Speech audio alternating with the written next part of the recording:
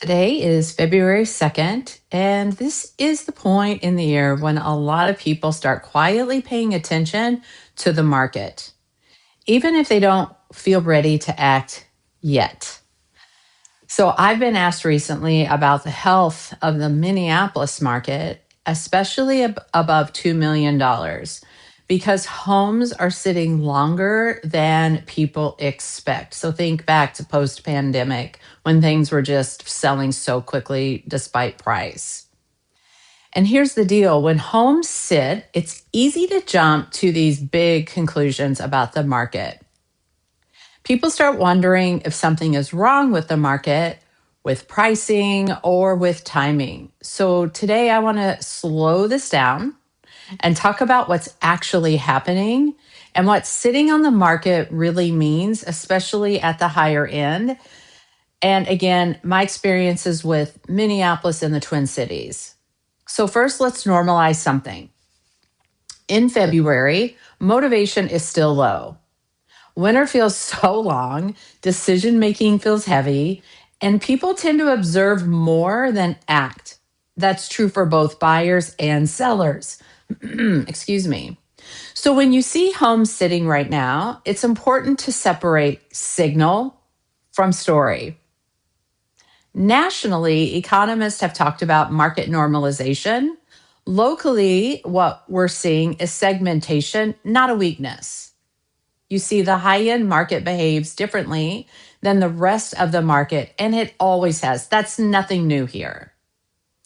At higher price points, the buyer pool is smaller.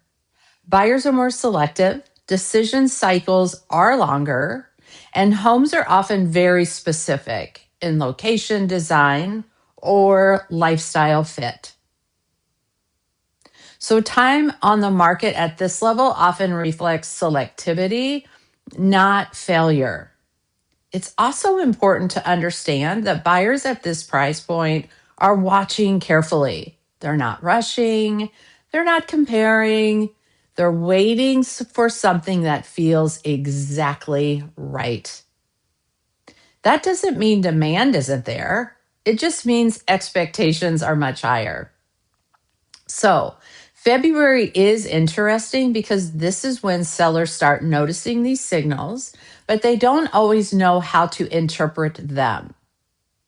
What I want to be really clear about is this: markets aren't healthy or unhealthy in one direction, they're just nuanced.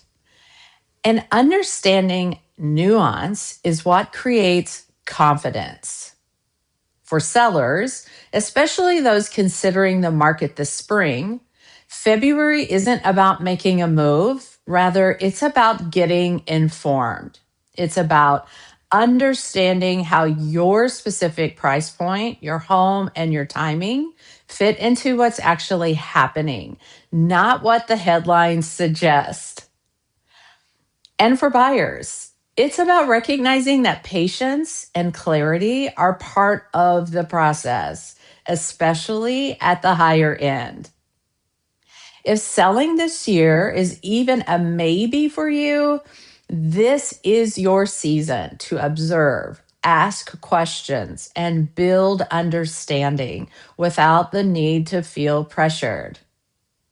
Real estate decisions don't need to be rushed, they need to be supported.